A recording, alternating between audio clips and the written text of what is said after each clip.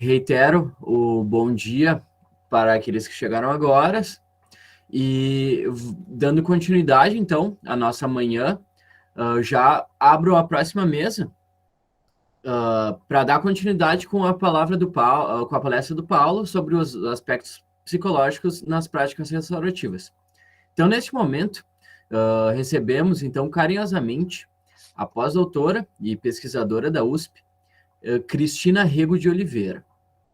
Então, antes de dar início aos trabalhos efetivamente, eu vou brevemente apresentar a palestrante. A Cristina, ela é graduada em Direito pela Universidade Federal de Londrina, é especialista em Direito Penal e Criminologia pela Universidade Federal do Paraná, em Direito Constitucional pela Academia Brasileira de Direito Constitucional. É pós-graduanda em Sociologia Política pela Universidade Federal do Paraná, especialista em Direito Penal Econômico Europeu pelo Instituto de Direito Penal Econômico Europeu, vinculado à Universidade de Coimbra, mestre em Ciências Jurídico-Criminais pela Faculdade de Direito da Universidade de Coimbra, doutor em Direito, Justiça e Cidadania do século XXI pela Faculdade de Direito, Faculdade de Economia e Centro de Estudos Sociais, todos de Coimbra. É pós-doutoranda na Faculdade de Direito de Ribeirão Preto, Universidade de São Paulo. Trabalha com Justiça Restaurativa, Direito Penal e Criminologia. Também é associada ao European Forum for Restorative Justice, da Bélgica, e ao Instituto Brasileiro de Ciências Criminais. É coordenadora do projeto USP Restaura da Faculdade de Direito de Ribeirão Preto, vinculada à Universidade de São Paulo. Então, Cristina, seja bem-vinda. A mediação da palestra vai ficar por conta das professoras da casa, a Prof. Cláudia e a Prof. Ana. E, enfim, só reiterando, então, o protocolo de bom andamento do encontro, e ao invés de falar ele, colocaremos no chat para ganhar um tempinho. Então, eu passo a palavra agora para a Prof. Cláudia, dar início, então, a essa nova mesa. Um bom dia, Cristina. É com grande prazer que a gente te recebe aqui para falar sobre essa questão relacionada à pesquisa. É uma grande satisfação. Também aproveito para agradecer os colegas que permanecem aqui participando. E eu vejo, né, com certeza você tem também muita propriedade para falar sobre, né, o tema que você foi né, convidada, enfim. Então, não vou me delongar, até para deixar, né, esse tempo para você falar. Não sei se a Profiana quer fazer alguma complementação, senão a gente já te passa a palavra, né? Você é muito bem-vinda e faça a sua explanação. E já pedimos desculpa por essa, né, questão ali de ter acabado te deixando, né, esperando, enfim, né, espero que você compreenda. A palavra é sua. Obrigada, Cláudia. Olá, bom dia a todos, a todas. Olá, Lucas, obrigada pela apresentação dispensável, nem precisava por aí. Agradeço o convite, na pessoa da Denise, que acho que não está por aqui, ela me mandou uma mensagem, mas, enfim, agradeço imensamente o convite que me foi feito, até porque parte da minha investigação de doutorado foi feita em Caxias do Sul, né? Eu permaneci alguns dias em Caxias do Sul para conhecer o projeto. Queria cumprimentar o Paulo, que está por aí. Eu entrei já no finalzinho da fala dele, mas o Paulo eu conheci também durante, né, a minha pesquisa, a Fran, eu vi que tem mais um pessoal por aí também. Então, estou muito feliz de poder trazer um pouco da minha perspectiva, né, do meu lugar de fala, que é acadêmico, que é a investigação, que é pensar como é que a gente pesquisa a justiça restaurativa hoje, né? Como é que a gente pesquisa um tema tão novo, tão difícil, complexo, né? Que ferramentas a gente precisa utilizar, que desafios a gente tem na pesquisa da justiça restaurativa. Então, a Denise me pediu, até porque isso é um pouco do que a gente está discutindo no grupo, né, de pesquisas da USP, ao qual ela faz parte. Então, eu me preparei aqui para uma fala breve, porque eu acho que o melhor é o debate, sem dúvida, não, né? Acho que a gente tem que aprender, tem que ser recíproco o aprendizado, então gosto muito mais da discussão do que propriamente da apresentação. Eu fiz alguns slides, não sei se eu posso projetar aqui a tela. para uma exposição aí de uns 20 minutos, para a gente ter um espaço de crítica na sequência. Deixa eu projetar aqui a minha tela, só um minutinho. Vocês conseguem ver meu slide? Sim. Eu não consigo ver ninguém, tá? Então, se alguém quiser interromper, fica à vontade, porque eu só estou vendo o meu PowerPoint.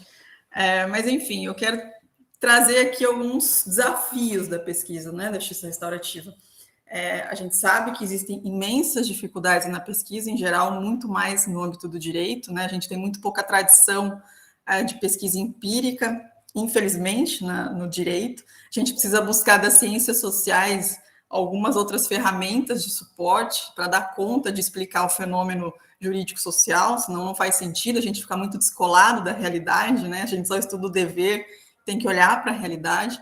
E a JR traz esse desafio, ou seja, a gente precisa olhar para as experiências, né? Afinal, a JR é um conjunto de ações, de práticas, de experiências que buscam uma teoria que a definam. Então, não há possibilidade de entender justiça restaurativa sem olhar para as nossas práticas, para as nossas experiências. E isso traz consigo já dificuldades que são intrínsecas ao objeto, né, intrínsecas à justiça restaurativa. Eu vou dividir aqui em dificuldades que são externas, que são extrínsecas, e vou propor, né, vou ambiciosamente colocar algumas possibilidades de pensar em ajustes na metodologia ou formas, propostas de pesquisa que a gente pode utilizar para construir, né, para desenvolver a nossa teoria da JR, né, a JR situada ao nosso contexto brasileiro. Então, quando a gente pensa nas dificuldades do objeto, né, a JR é um tema muito novo aqui no Brasil, extremamente recente. Se a gente tem lá na Europa, desde a década de 70, algum desenvolvimento mais robusto, e aí a gente busca, né, nessa fonte algumas teorias, algumas respostas empíricas. Aqui no Brasil a gente ainda caminha para a definição de um conceito, caminha para entender princípios, valores, né, para entender, inclusive, alguns elementos que compõem esse conceito, né? Afinal, a gente fala sempre dos atores, da vítima, do ofensor, mas e a comunidade, né? Quem que é a comunidade? Como ela participa? Quem representa a comunidade? Como ela está melhor situada dentro de uma prática, né? Como é que a gente define, para começar a nossa pesquisa, o que é justiça restaurativa? A gente vai para o campo com um conceito já eleito, ou a gente olha para a experiência e aprende a partir desses movimentos práticos o que pode ser a nossa justiça restaurativa, né? Como é que a gente equilibra o que vem antes, o conceito, a prática, ou ao contrário, né? Como é que a gente organiza a informação a partir do que a gente aprende para construir um conceito que dê conta da nossa realidade. É muito mais fácil a gente importar um conceito pronto do Braithwaite, da Nova Zelândia, dos Estados Unidos, enfim. Mas e o nosso, né? E a nossa apropriação teórica? E a nossa releitura do conceito de JR? Como é que a gente está construindo? E aí a gente tem uma técnica, uma ferramenta que se utiliza desse argumento, que é a gente constrói a partir das experiências, das narrativas, dos resultados, dos impactos, das práticas nos terrenos, né? E aí um outro problema do nosso conceito, da nossa justiça restaurativa, é que ela é extremamente subjetiva em alguns pontos, né? Então, como é que a gente avalia a subjetividade? Nós, no direito, temos formação jurídica, né? Ainda bem que a gente trabalha e transita em outros campos, com psicólogos, com cientistas sociais, porque como é que a gente cria métricas, critérios, índices de avaliação para dizer uma resposta que é completamente subjetiva às partes que estão ali envolvidas na justiça restaurativa? Então, o que é satisfação para quem participa do processo?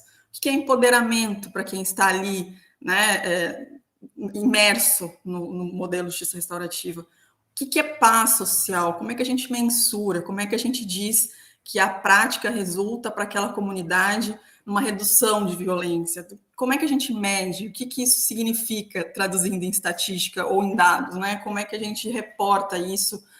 E que resultado isso traz para as nossas ações nos diversos âmbitos políticos, né? A gente não cria política pública sem indicadores. Então, como é que a gente convence o nosso gestor, convence os poderes executivos, enfim, municipal, estadual, de que a JR tem efetividade se a gente não tem esses indicadores do quanto ela traz ou causa impacto para a vida das pessoas? Essa é uma pergunta bastante difícil para quem está no campo da JR. E, obviamente, a gente precisa, dentro desse tema complexo, utilizar de outras áreas do conhecimento, e aí não dá para não dialogar, não dá para a gente achar que uma caixa, né, um framework fechado vai dar conta de responder às várias nuances que circundam a justiça restaurativa. Se não formos abertos ao diálogo com outras áreas do conhecimento, dificilmente a gente vai obter respostas satisfatórias que deem conta de um fenômeno tão difícil, né, de traduzir.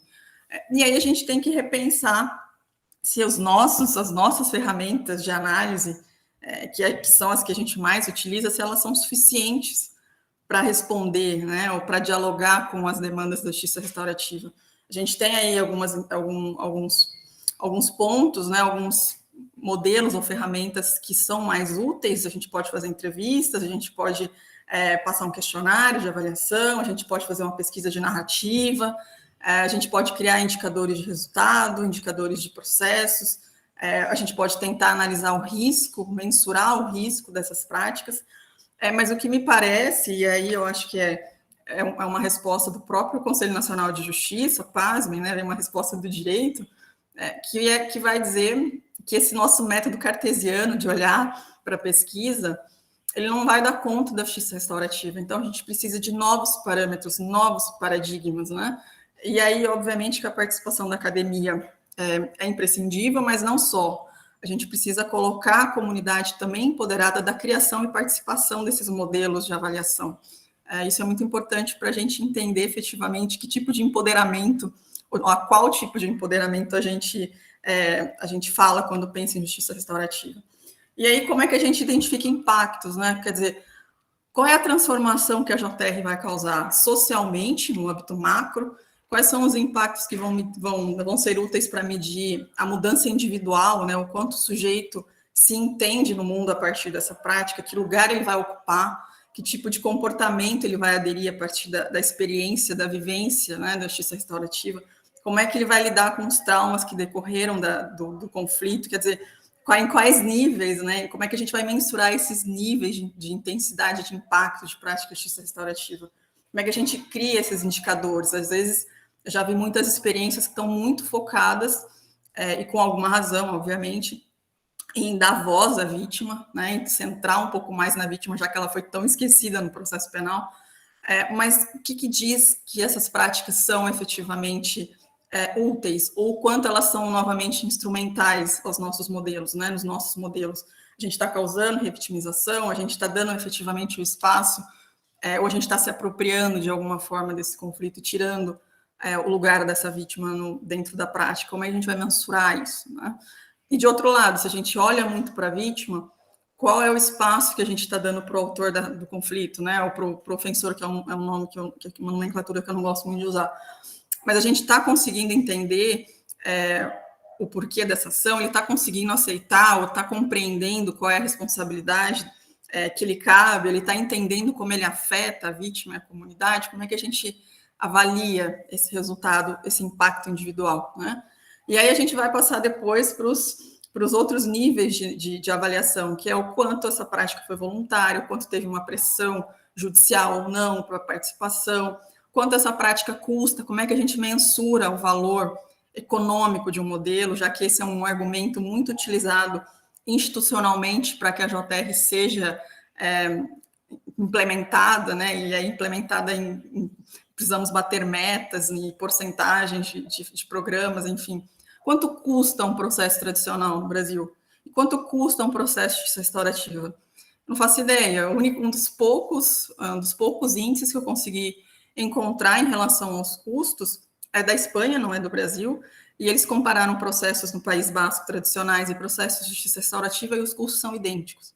Quer dizer, então, quanto custa? A gente fala que a JR promove celeridade, né? Quem é que diz isso? Quem é que está mensurando o período de acontecimento dessa prática? Quem é que me diz que um círculo tem que durar um dia, ou quem é que me diz que isso tem que durar anos? O que é a celeridade que a JR acaba sendo um outro argumento de política criminal institucional muito utilizado? A gente precisa desses métodos para promover um acesso à justiça mais célere? Faz sentido isso? A minha pesquisa em Portugal o cronograma legislativo é de 5 meses para uma prática de justiça restaurativa. Mas essa temporalidade do processo cabe na justiça restaurativa, essa ratio, né, de prazos, prazos em hora, de demanda que você precisa acautelar até certo momento, isso faz sentido, essa temporalidade da justiça restaurativa? Né, e a gente vai tentar medir depois composição dos danos, índice de reincidência. Quem é que diz que participar de uma prática evita reiteração de conflito? Onde é que a gente está avaliando isso? Quais são os instrumentos? O que é reincidir? Reincidir no sentido jurídico, da ratio processual, que é praticar um outro crime, ter um outro boletim de ocorrência, ter um outro processo? Qual é a forma dessa pessoa se comportar após uma prática? Ele reitera ou não o conflito com a pessoa com a qual ele se envolveu de alguma forma? Então, como é que a gente está? O que é reincidência? Como é que a linguagem do sistema tradicional da reincidência dialoga com a racionalidade da justiça restaurativa, porque elas não são idênticas, né? E depois, a gente precisa avaliar como é que a gente está abordando as diferenças culturais nesses modelos, diferenças étnicas, diferenças das formas que as pessoas existem nos contextos sociais que estão completamente díspares, né? O Brasil é um continente cultural, né? A gente precisa também construir práticas e avaliações que entendam as especificidades de cada um desses contextos.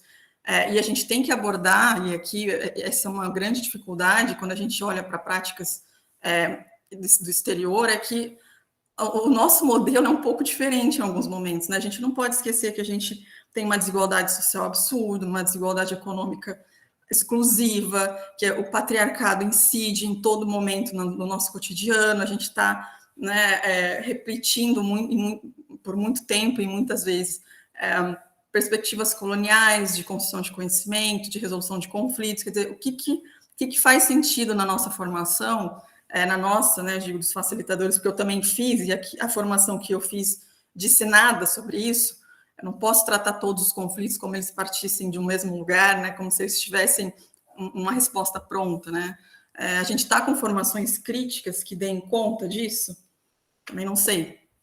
E aí a gente tem as dificuldades que são alheias, né, que são extrínsecas ao objeto da pesquisa, que é, primeiro, como é que a gente tem feito para sistematizar e organizar os dados das ações, dos projetos, enfim, de onde a gente está efetivamente atuando.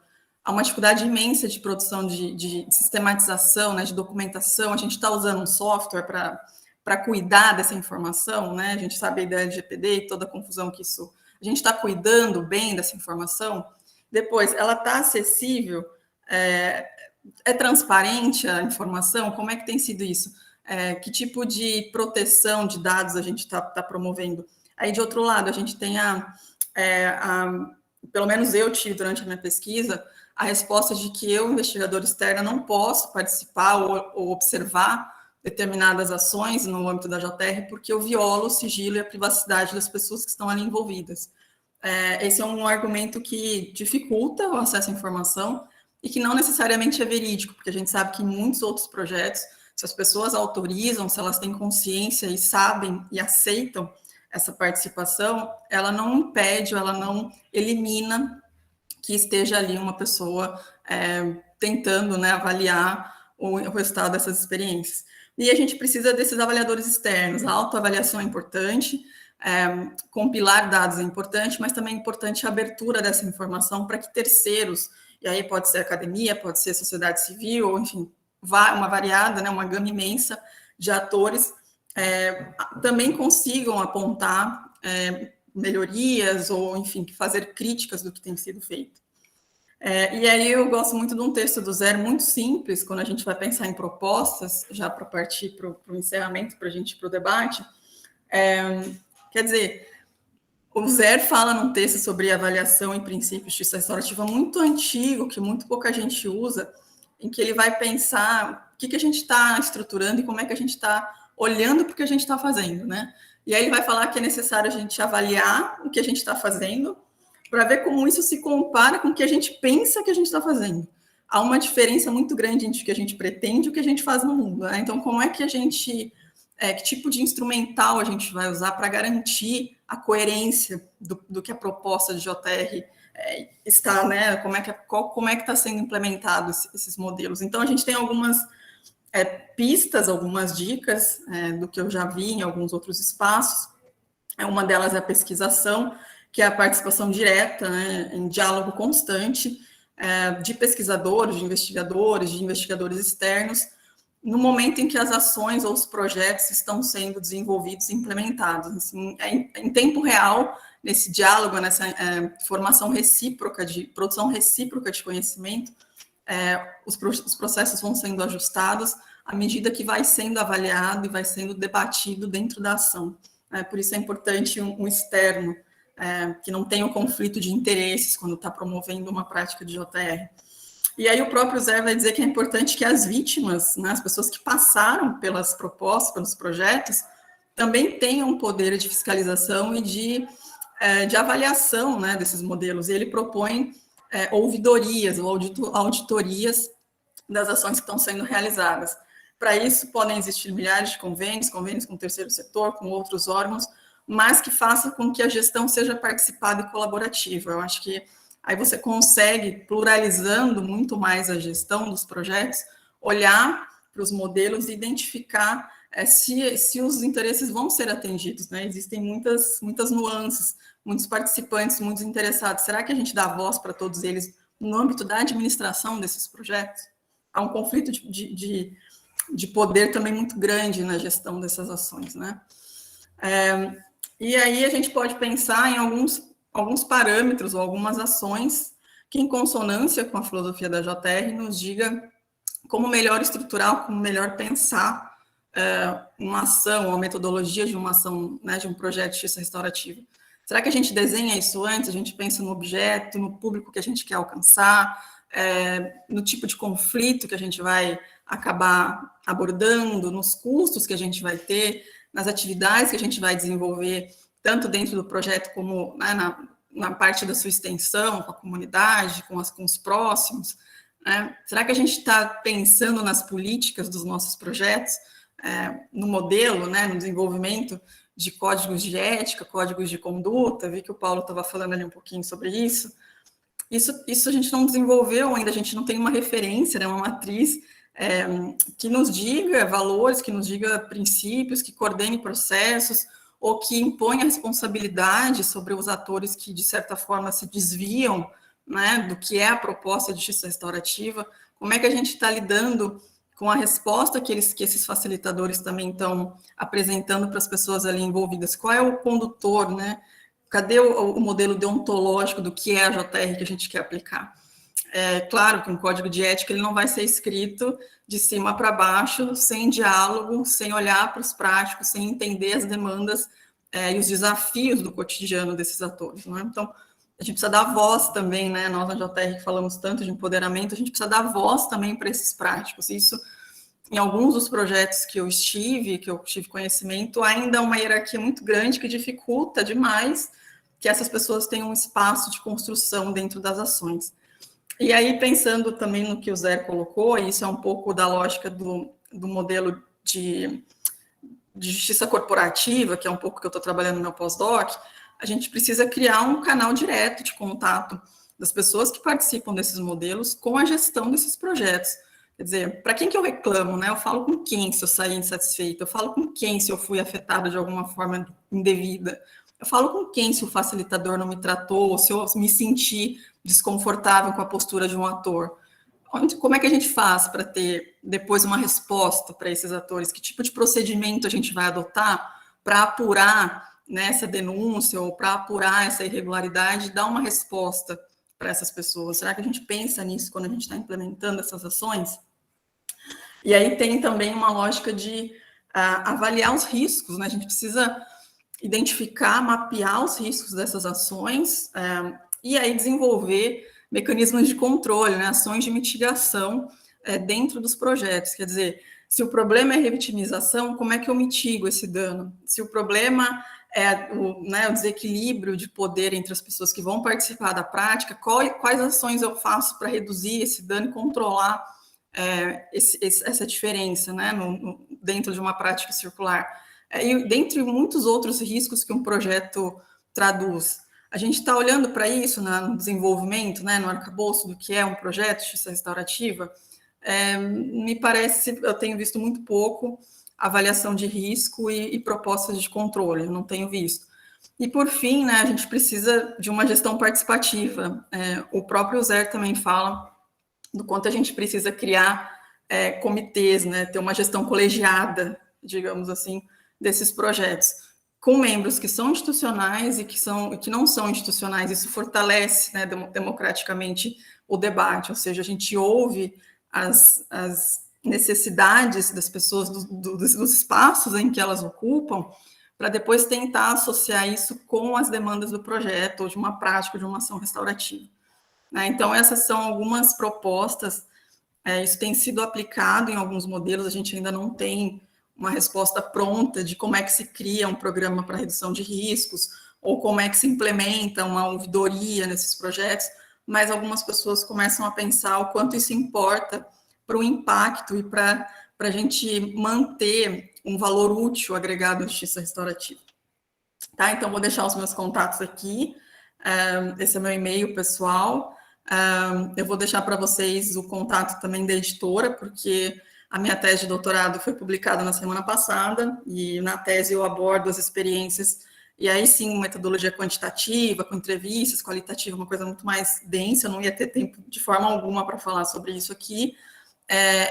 A obra foi lançada na semana passada pela editora Blimunda, e lá eu traduzo, né, o que foi o meu campo no Brasil, quais as dificuldades desse campo, os desafios, os impedimentos que esse campo me trouxe quando eu fui pensar numa tese acadêmica, e no mesmo sentido, as dificuldades do campo português e da justiça restaurativa lá de Portugal. Então, eu vou encerrar por aqui, para o compartilhamento. E queria debater um pouco com vocês algumas das angústias que eu coloquei aí na apresentação. Muito obrigada.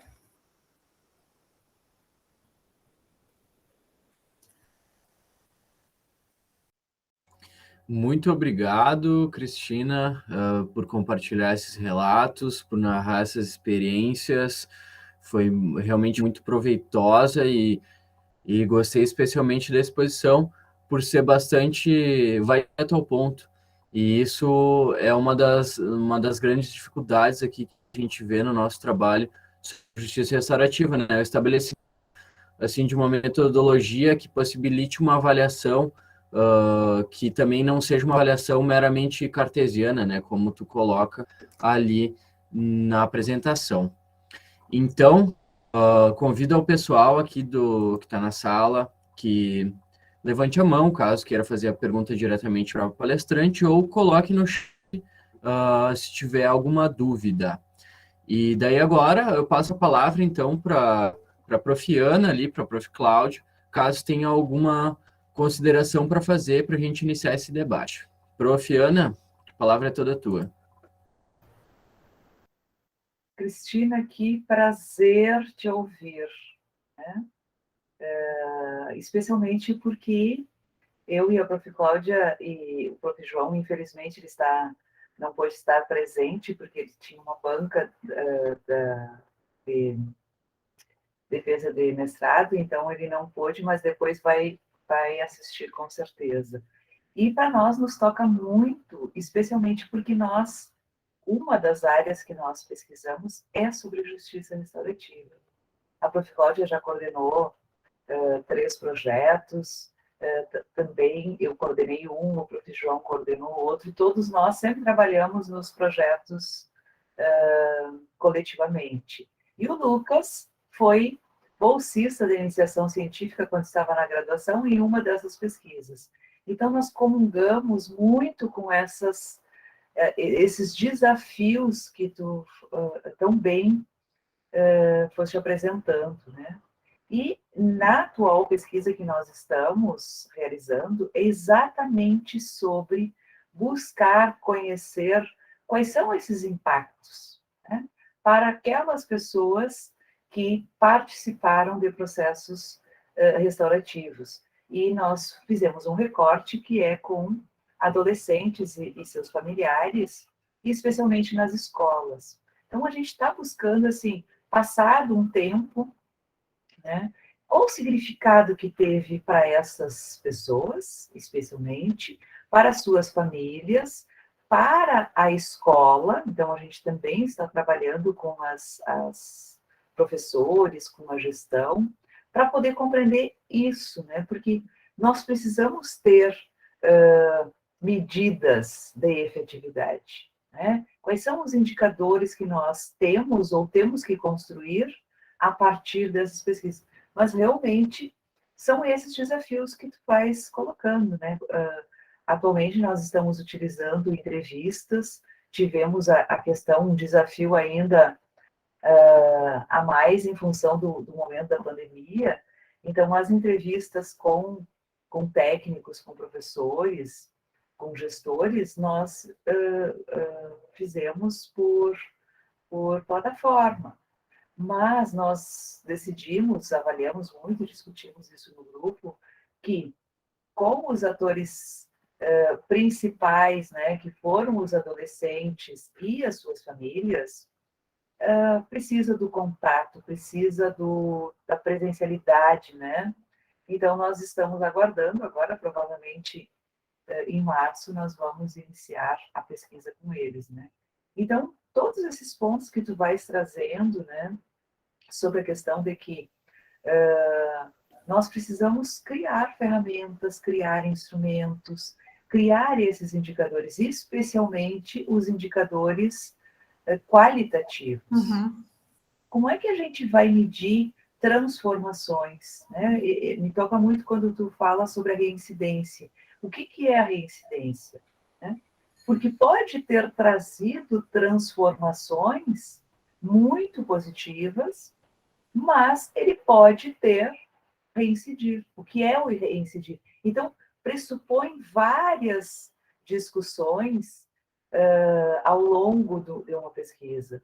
Então, Cristina, eu fico muito feliz de te ouvir e com certeza nós vamos, já gravei aqui o teu contato para a gente poder marcar um encontro com o nosso grupo de pesquisa, com os bolsistas que estão todos aqui, que a gente vai poder trocar muitas coisas, trocar coisas que funcionam, coisas que não funcionam, né? Um outro aspecto muito importante que eu acho que a gente tem o dever de estar contribuindo enquanto academia, que é essa questão dos riscos e do controle, né? Porque para nós, quando a gente pesquisa outras áreas, outras temáticas, sendo com seres humanos, a gente sempre pensa sobre a questão dos riscos, né? A relação dos riscos e do benefício. Mas também pensar na questão dos riscos e deste controle, como é que se dá esse controle em termos da experiência, né, do exercício da justiça restaurativa, eu acho que é uma temática que é complexa, mas que nós não podemos nos furtar a pensar conjuntamente, porque se for só a pesquisa, ok, tem os comitês de ética em pesquisa, mas aqui não é a pesquisa, aqui é a intervenção mesmo, né? Em outras áreas profissionais específicas, nós podemos pensar nos conselhos, né? Nos grupos de trabalho que tem a partir de cada profissão. Mas, quando a gente pensa em justiça restaurativa, é interdisciplinar. E quando a gente pensa que ela é executada, tem o papel aquele que o Paulo trouxe muito bem, então essas duas vezes elas estão muito conectadas, da questão do papel do facilitador. Né? Porque quem vai estar lá naquele momento, conduzindo todo esse trabalho, é o facilitador. E assim, o preparo que ele precisa ter para a dinâmica, para a complexidade daqueles momentos, né?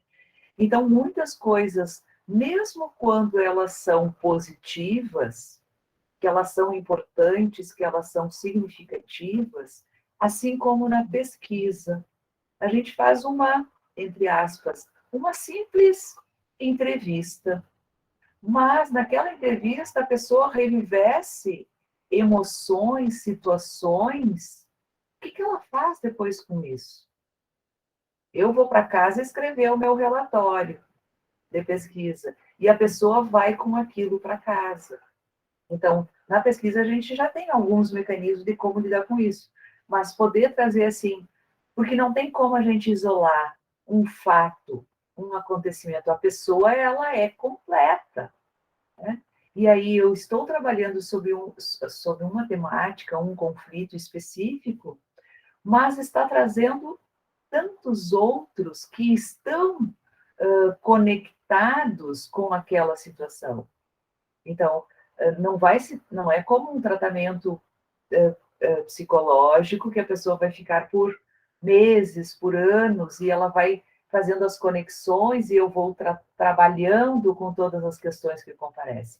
Mas com certeza comparece, por exemplo, num círculo, comparece muitas questões, e que não é o foco. Como é que se trabalha com isso? Então, eu acho que esse é um dos papéis do conjunto de todos os atores envolvidos com a justiça restaurativa.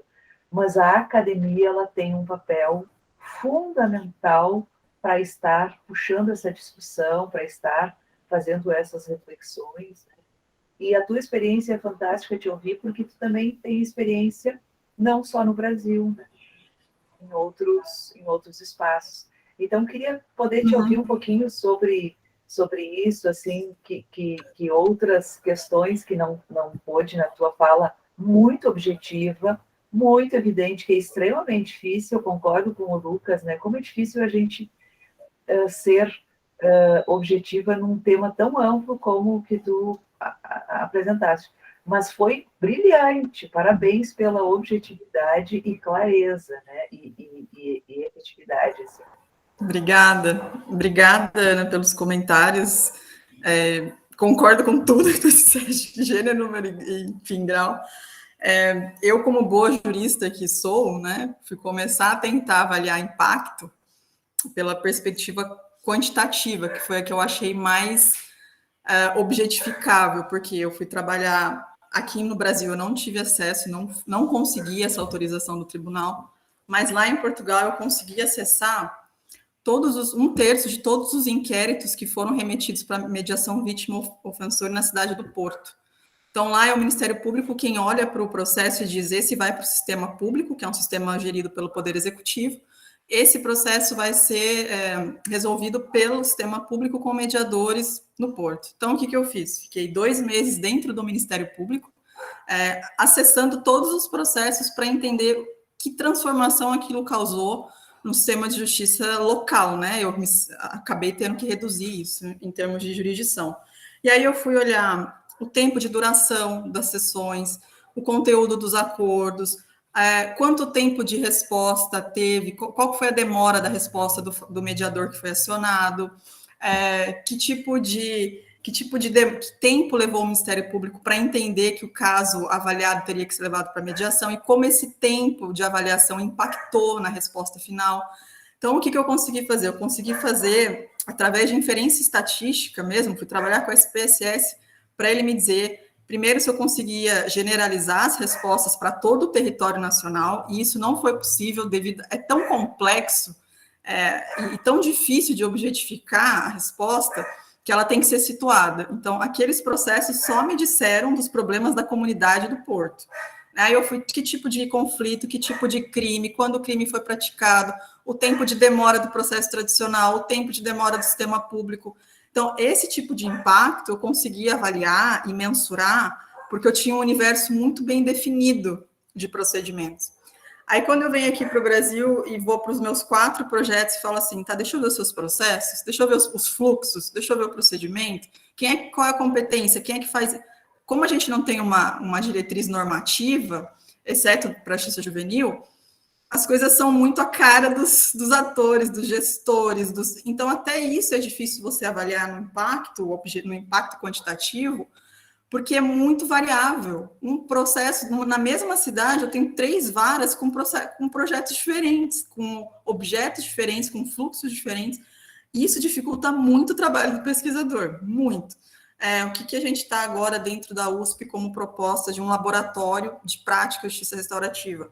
A gente vai olhar para o modelo de justiça restaurativa na violência doméstica de Ribeirão e vai fazer um monitoramento continuado do que tem sido feito, criando indicadores qualitativos e quantitativos. Para isso, a gente vai entrevistar as pessoas, mas o grande problema para mim dos indicadores qualitativos é a temporalidade. Tempo de produção de resultado restaurativo não é o judicial. Eu não produzo uma sentença em 5 dias, intime-se prazo de recurso, não. As pessoas participam das práticas circulares e vão compreender ou vão ser afetadas, conscientemente ou não, por aquela resposta, num período muito alargado de tempo.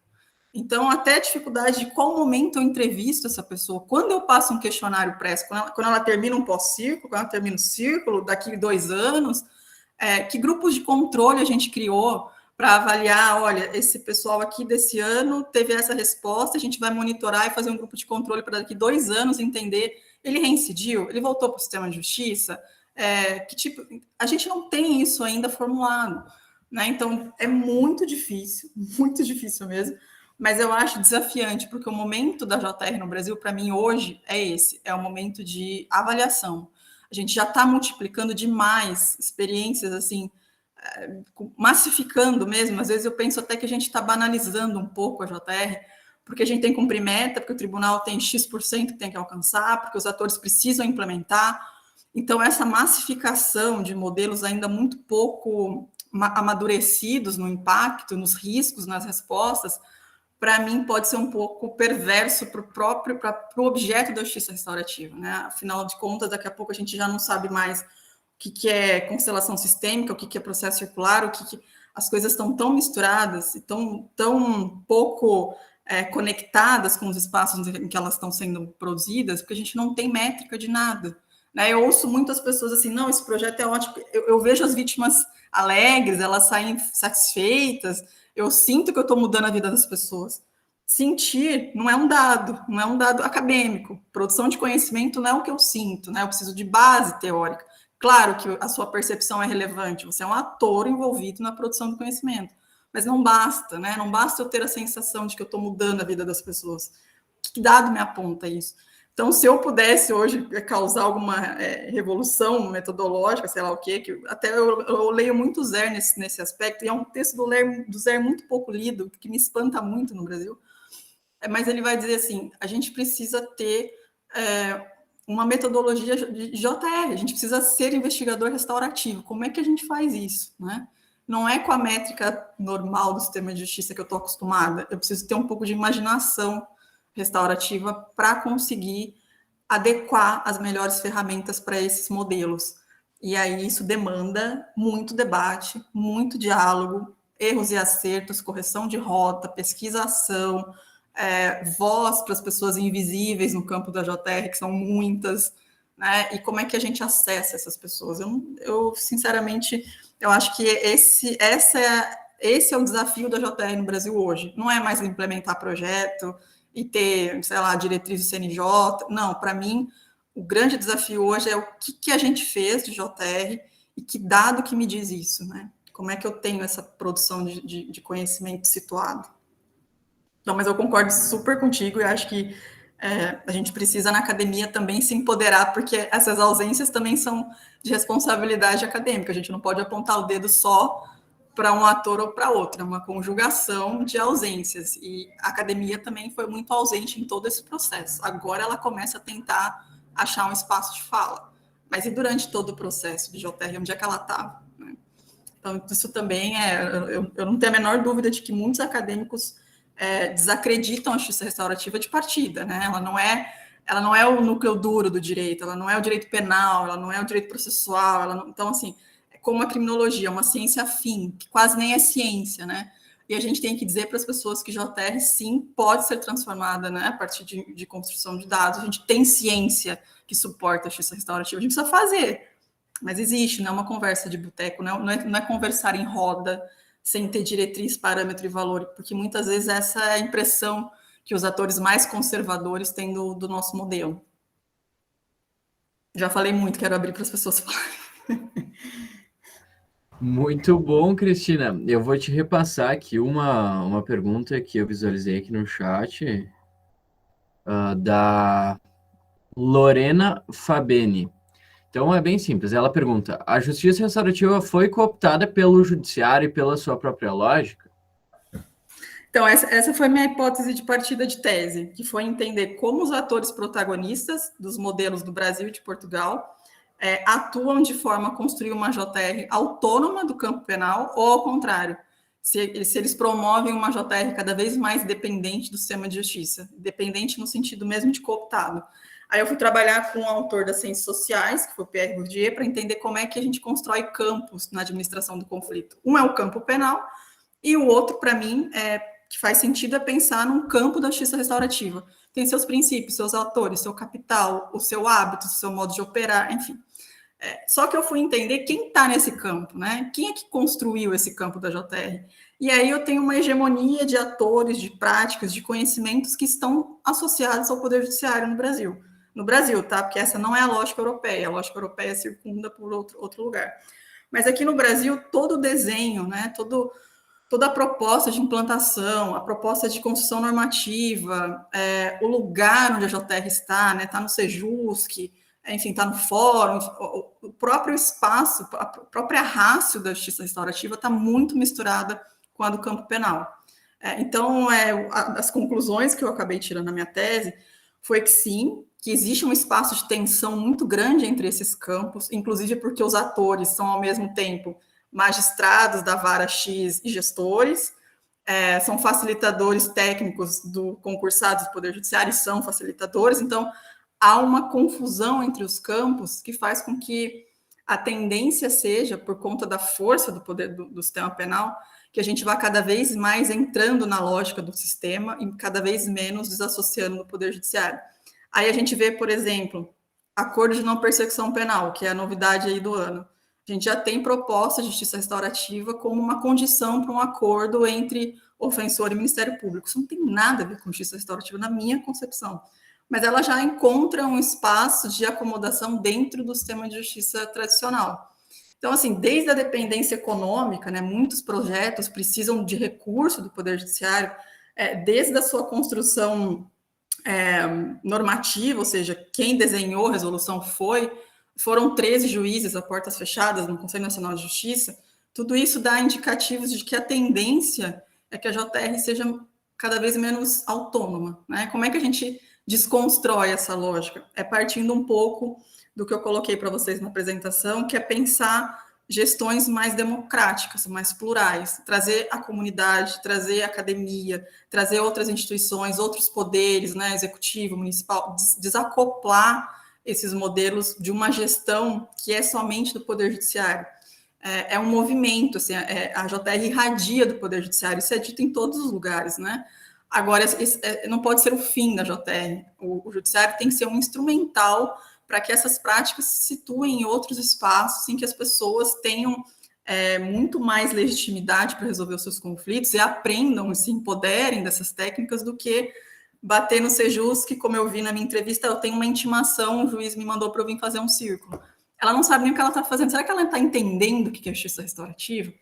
Será que ela percebe a diferença entre ter um terceiro ali e ter um juiz dizendo para ela o direito? Quer dizer, quem é que diz o direito na cabeça dela? Que direito é esse? Que justiça é essa? Então, a gente arrisca também tirar da justiça restaurativa aquele perfil de resistência que é de onde ela surge, né? Ela surge das críticas da criminologia, do abolicionismo, que a gente precisa de um sistema melhor do que o nosso. E aí a JR precisa desacoplar, na minha perspectiva, do sistema de justiça, porque senão ela vai reproduzir as mesmas dinâmicas que a gente já tem visto, né? Temos que reduzir processo, custo zero, facilitador voluntário, enfim, redução de custo. Toda essa dinâmica dessa política atuarial que a gente tem hoje no Brasil acaba batendo no campo da JR, ecoa com força, assim, esse é o grande problema.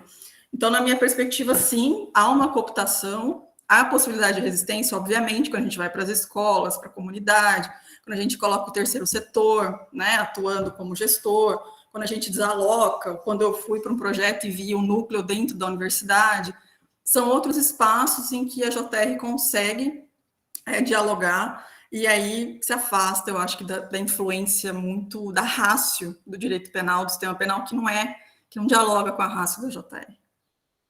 É a minha perspectiva, tá? A minha resposta de pesquisa. Podem ter muitas outras, mas foi a resposta que os meus campos me mostraram. Cristina, nesse sentido, eu e a Claudinha estávamos aqui falando, pensando, né, e a gente comunga desse teu posicionamento, né, e aqui em Caxias a gente teve, por muito tempo, uma central dentro da universidade, né, e por incrível que pareça, especialmente quando a gente começa a estudar algumas coisas, como o Bourdieu, gosto mais desse autor também, né, tem todo um simbólico, né? Tem toda a questão do campo, então a gente poder ir para a universidade ou ir para um lugar como o fórum tem um simbolismo, né? Uma representação muito forte, né? Uma outra questão, uma outra central que a gente tinha na própria comunidade. Então é lá no território, as pessoas estão lá, fica com uma outra conotação. Então tem algumas coisas que a gente tem que debater mais, que a gente tem que dar relevo para essas questões, né? Porque elas vão ter um significado muito importante. Essa questão que tu trazes, eu acho ela muito importante, sobre a questão do conhecimento, né? Se por muitas vezes os próprios técnicos, os próprios profissionais das diversas áreas, né? Eu digo que torcem o nariz para a justiça restaurativa de saída. Eu nem conheço, eu não sei, mas não serve. E o quanto a comunidade, o quanto o cidadão, a cidadã, sabe sobre a justiça restaurativa. E aí foi fantástico, numa experiência que eu e a Prof. Cláudia tivemos numa banca de defesa de doutorado sobre a temática, lembra, Claudinha?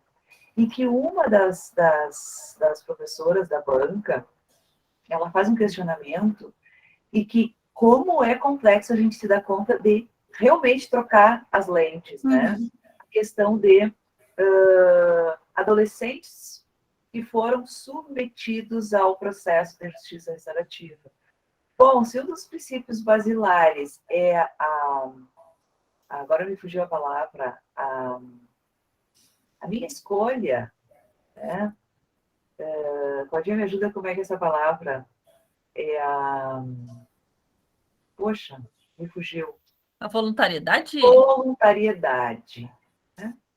É que se eu sou submetido, ela é muito recheada de um simbólico aqui muito importante. Se eu sou submetido, eu não tive a possibilidade efetiva de escolher. Agora, para eu escolher, também eu tenho que conhecer. Porque se é tudo a mesma coisa, como é que eu faço essa escolha? Então, são questões muito importantes para efetivamente poder se romper com essa dependência ou com essa, entre aspas, né, cooptação. E são questões que elas precisam até para onde a justiça restaurativa ela vai caminhar. Né? Sim, é muito complexo, porque a nossa linguagem precisa ser transformada. Né? Não é só a raça, não é só... claro, o território importa muito.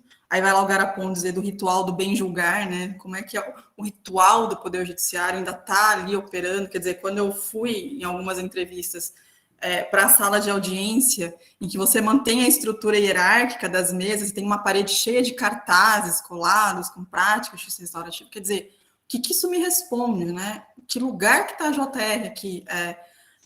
Obviamente, assim, a gente precisa olhar com crítica para isso, pensar se ali é o melhor lugar.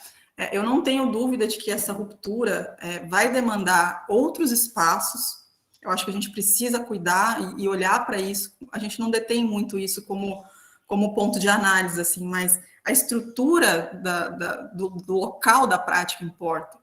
E isso importa, inclusive, para dar seriedade e respeito às pessoas que participam. Porque lá em Portugal, as práticas de justiça restaurativa, elas eram feitas nas câmaras municipais, assim, umas salinhas com umas cadeiras que sobravam, e as pessoas chegavam e falavam, mas isso aqui não é um espaço de segurança para o meu cliente, ou para... Não é por aí. Então, assim, isso também é uma resposta que a gente tem que trazer para que a JR não vire uma justiça lá, sabe, de última ocasião. Não é por aí. E quando a gente não pensa nos lugares, isso vai acontecer. E aí tem um exemplo muito oposto, que é, eu fiquei um tempo na Bélgica, por conta do Fórum Europeu, e eu fui fazer entrevista com os facilitadores, com os mediadores, porque lá era mediação, né? São 2 ONGs que operam no país, com financiamento do Estado, e eu fui entrevistar uma de uma região. Ela me deu o endereço, eu cheguei e falei, tá, mas eu estou na prefeitura, onde é que eu vou? Dentro da prefeitura tem lá é um balcão geral de serviços, você paga conta, você acessa milhares de serviços do Estado, né, do município, e tem a sala da JR, que é uma ONG que vai lá e que vai te atender, é uma facilitadora da ONG. Quer dizer, não passa pelo Poder Judiciário, as pessoas já conhecem, porque é uma demanda de 20 anos que tem sido, né, reiterada socialmente, e as pessoas da comunidade já vão à prefeitura quando elas têm um problema, né, um conflito de vizinhança, e pedem para aquela ONG atuar. Então, assim, existem outros espaços em que a JR, se bem alocada, traz um impacto, que essa é a questão, né? Qual é o impacto de ver a JR dentro da universidade e ver a JR dentro do Sejusc? Até o resultado do impacto vai ser outro, né? Óbvio, as pessoas não entendem, elas são muito leigas. A gente que é do direito já tem dificuldade, não dá para exigir, né, esse tipo de consciência crítica de quem está ali participando da prática. Isso é responsabilidade nossa, e acho que a gente também está faltando aí em alguns momentos para dizer para essas pessoas, olha, a lógica dessa prática é essa, o resultado pode ser esse, você pode não escolher isso, você tem outra opção, né? É uma discussão muito grande se a JR é um direito subjetivo das pessoas, se a gente tem que ofertar ou não, essa é uma discussão muito feita lá na Europa. Quer dizer, a gente promove essa possibilidade de acesso? Muitas vezes a gente nem promove, porque a gente recorta, né? Para certos crimes podem, para outros não, em alguns projetos podem desse jeito, em outros não podem. Quer dizer, há uma defasagem muito grande, assim, do que afinal a gente está propondo para as pessoas, né? E a gente, se não dialogar, acho muito complicado a gente chegar num ponto comum. Mas sim, assim, os rituais, os territórios importam. Não é à toa que tem gente pensando já em JR, em comunidades indígenas no Brasil, coisa que a gente ainda não tinha feito. Como é que a gente chega a essa população, né? Não vai ser o judiciário itinerante que vai chegar lá, porque não faz sentido nenhum. Então, como é que a gente... Que tipo de estratégia a gente vai ter? Né? Tanto para sensibilizar como para acessar essas pessoas. Que linguagem a gente vai ter que utilizar, né? Eu uma vez entrevistei um facilitador que fez um círculo com um adolescente, quando ele terminou, o menino falou, não entendi nada. Porque você não é a mesma linguagem, né? Então, como é que a gente se adequa, se adapta? É muito complexo, assim, e eu fico muito triste quando eu vejo a JR passando por uma coisa muito rasa, muito de senta e roda, em 2 horas você resolve o seu problema e está tudo certo. É uma falácia que deixa o movimento muito mais fraco, a gente tem que ser vigilante nesse sentido, penso eu. Fantástico. E, Cristina, e por um outro lado, assim, eu fiquei pensando, lembrando de algumas situações, como é importante quando esse conhecimento vai chegando, e aqui eu vou falar assim, nas comunidades, vai chegando nas instituições. Aqui em Caxias tem um movimento já há bastante tempo, né? Tanto que só da semana a gente está na 7ª semana. Então a gente tem uma trajetória, né, que já foi construída. Eu fico muito feliz quando, por exemplo, a gente recebe perguntas, né? Porque sabem que nós, eu e a Prof. Cláudia, representamos a universidade no conselho gestor do Caxias da Paz. E quando eles contatam assim, a gente está com uma situação tal, em tal comunidade, com quem nós poderíamos contatar que poderia estar trazendo um círculo para realizar na instituição X? Porque demonstra que isso não precisa judicializar, isso pode ser resolvido. Para mim, não é nada, é uma percepção, isso não é científico, nós não coletamos esses dados. Mas também já é um tipo de impacto que está lá naquela comunidade, quando ela ou aquela instituição se dá conta de que pode ter outras alternativas e que pode buscar resolver isso de uma outra forma, né? E eu tenho, são só percepções, eu tenho colocado isso na conta dessa experiência que teve essas centrais, né? A central comunitária, a central na universidade. Eu acho que são espaços que vai difundindo essa nova forma, né? E a outra coisa também que é nas próprias instituições, especialmente nas instituições governamentais, em várias instituições de várias áreas de políticas públicas, como a saúde, na educação, na assistência, que muitos têm feito, né, promovido pelo programa, essa capacitação, né, essa formação de facilitadores. Então, isso, aos poucos, né, vai difundindo. Mas a preocupação é essa, né? E sempre construindo bases sólidas para que isso não se banalize, né? Ou que se faça assim, que serve para tudo, não serve para tudo. Então, excelentes reflexões no sentido da gente dialogar mesmo, não tem nada certo e errado, tem o diálogo e a gente permanentemente está refletindo para buscar construir.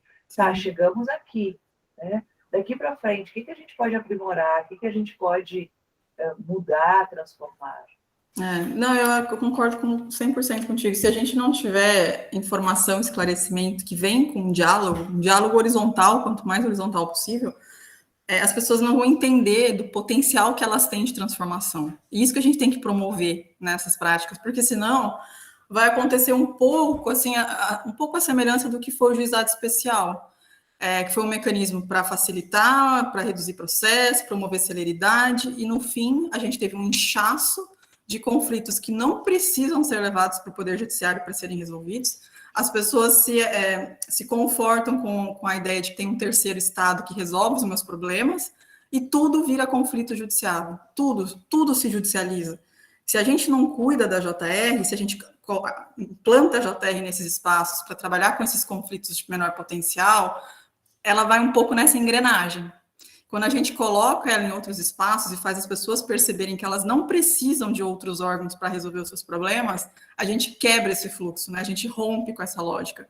E é isso um pouco que o sistema de justiça não quer. Porque, veja, eles não querem um esvaziamento, né? Eles não querem menos estrutura, menos cargo, menos função, menos poder. Há um campo de tensão muito grande, porque há um problema muito... Isso é muito do Bourdieu também. Quer dizer, eu sou um ator num campo em que o meu poder de decisão é o que me qualifica enquanto sujeito. Eu decido, eu digo direito. Agora, você está me dizendo que quem diz o direito são outras pessoas e que eu não tenho mais essa função, então quem eu sou nesse sistema, né? E aí o sistema começa a ter um ruído, começa a criar algum tipo de desconforto.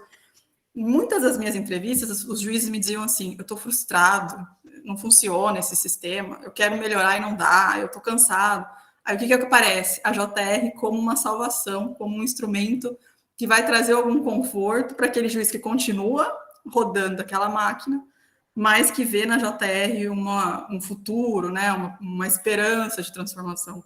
Eu acho que não dá para ser por aí, eu acho que a gente tem que levar isso mesmo para os espaços de empoderamento, e eu acho que eles não passam sempre pelo Poder Judiciário.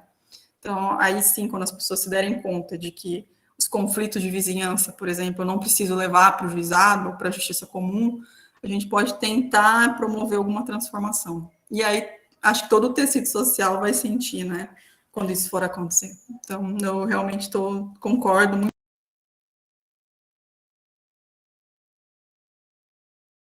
O microfone fechou. Cristina, nossa, uma satisfação assim te ouvir, né?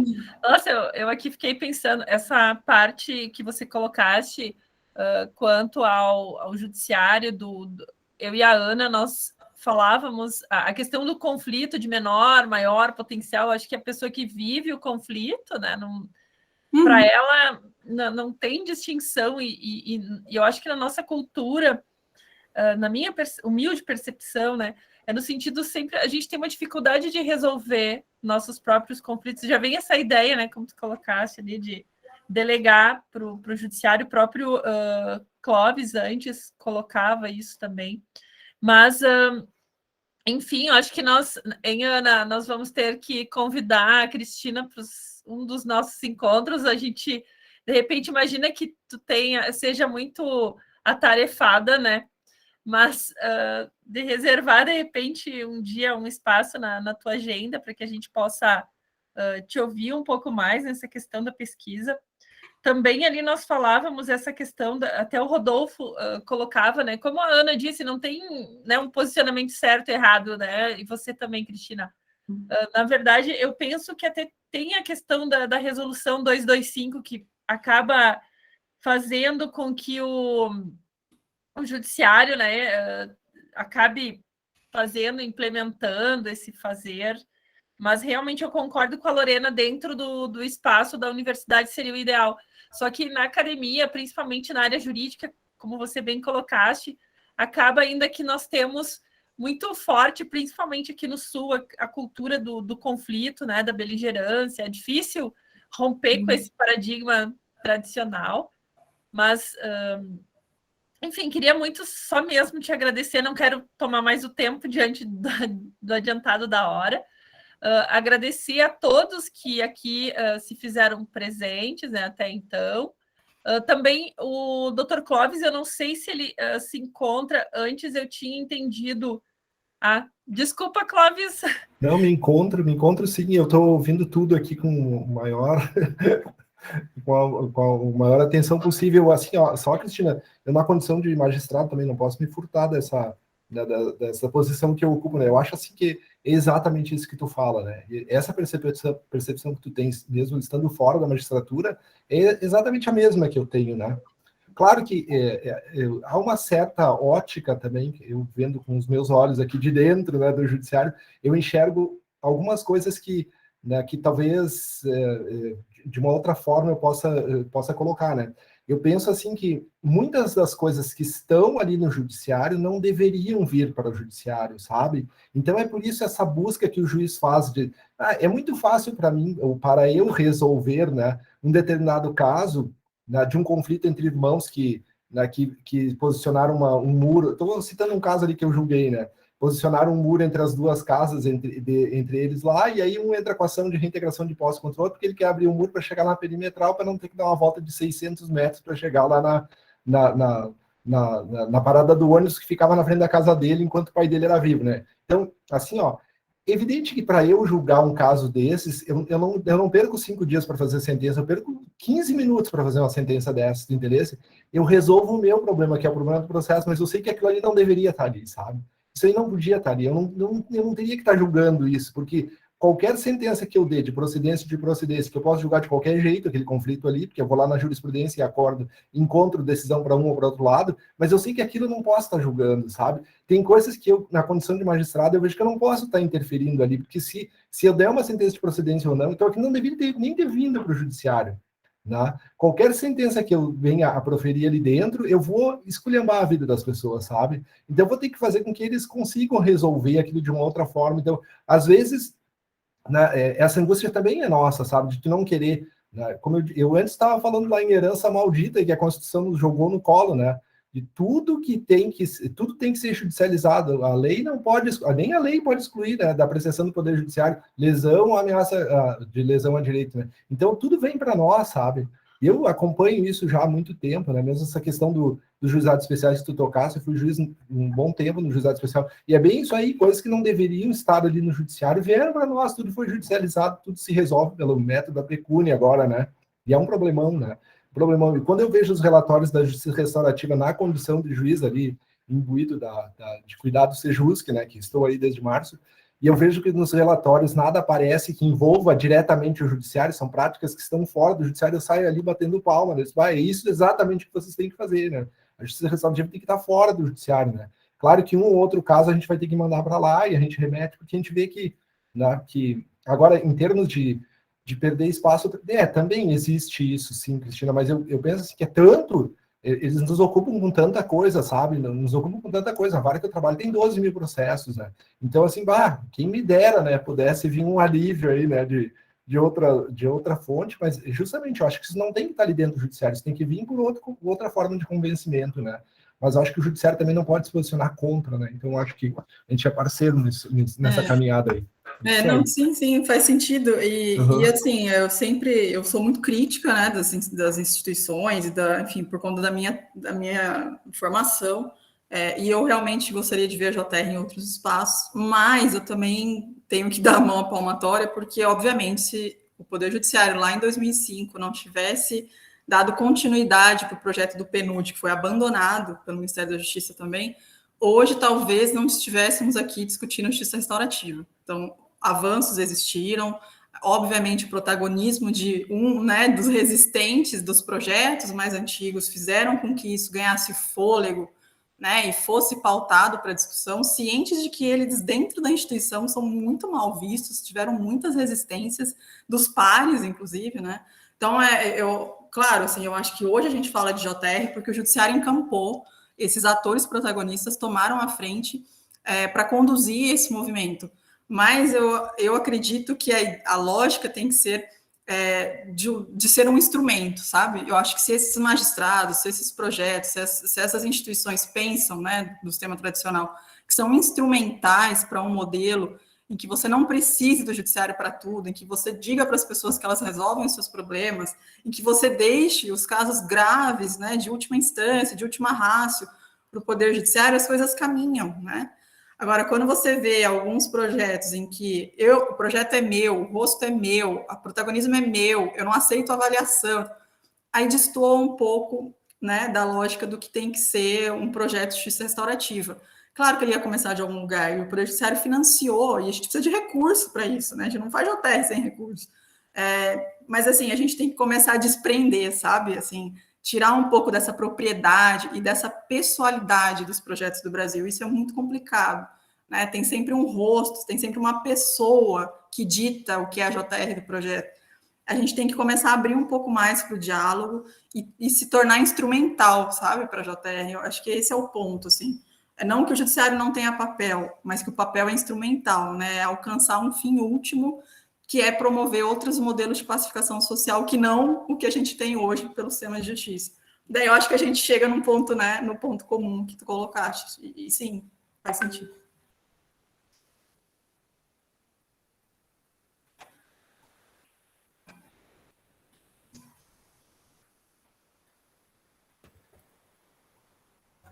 Então, pessoal, não sei se mais alguém tem alguma pergunta, alguma fala. Caso tenha, está convidado a fazê-la. Acho que não. Então, Prof. Cláudia, te passo a palavra aí para ti e para a Prof. Ana fazerem as considerações e dar por encerrado o nosso evento. Muito obrigado pela fala, Cristina. Com certeza foi de enorme valia para qualificar os nossos trabalhos aqui. Ótima explanação, Cristina. Nossa, aprendi muito com a tua fala. Agradeço imensamente por ter aceito o convite, ter aberto a tua agenda para fazer a sua explanação hoje. Muito obrigada. Obrigada ao Clóvis, e a todos que aqui se fazem presentes, e passo para a Ana. Só agradecer, Cristina, e dizer que as reflexões que tu apresentaste foram maravilhosas, e é isso, discutindo, refletindo, pensando nas questões desses desafios que nós vamos encontrar novas alternativas, E olhar sempre para o passado, poder olhar o que a gente tem, o que a gente já fez, as nossas experiências. Isso eu acho que é uma das coisas muito importantes para nós avançarmos, é sempre a gente olhar o que nós já temos, a nossa trajetória, Isso vai nos impulsionar para o futuro. E o questionamento, a reflexão, e sempre quando ela é coletiva, na minha opinião, ela é sempre mais produtiva. Então, poder compartilhar esse momento, essa manhã contigo, foi maravilhoso. Com certeza, nós teríamos muitas outras questões, mas já deixamos agendado para a gente voltar a conversar, que nós precisamos muito desses momentos. Muito, muito, muito obrigada. E agradeço também aos meus colegas, a Prof. Cláudia, o Prof. Clóvis, que está conosco o tempo inteiro, desde do desenho dessa semana, e todos os que estão conosco até agora, né? Que aqui no Rio Grande do Sul, mas pelo menos em Caxias, nós costumamos almoçar ao meio-dia, diferente de outros estados, né? Chega ao meio-dia. Em São Paulo a gente almoça às vezes. A gente já começa a se mexer na cadeira, e eu vejo que passou meia hora e nós estamos aqui, então significa a importância dessa discussão. Muito, muito obrigada. Imagine, eu que agradeço, na verdade, primeiro agradecer a Denise pelo convite, agradeço pela paciência aí, né, por estarem ainda aqui, os resistentes, as resistentes. Cláudia, Ana, não as conhecia, foi um prazer, né, estou à disposição, tem meus contatos ali no chat, mas podem me acessar sempre que for necessário, eu gosto muito desse diálogo, aprendo muito, acho muito rico. Espero contribuir de alguma forma, né, com as pesquisas para o movimento da JR. Obrigada, Lucas, aí pela apresentação, né, Clóvis pela intervenção, vejo algumas pessoas, o Alex me lembro de Caxias também, então fico feliz de rever, ainda que virtualmente, né, algumas pessoas aqui. Então, muito obrigada, espero que a gente se encontre, né, em outros espaços para continuar as discussões. Muito obrigada.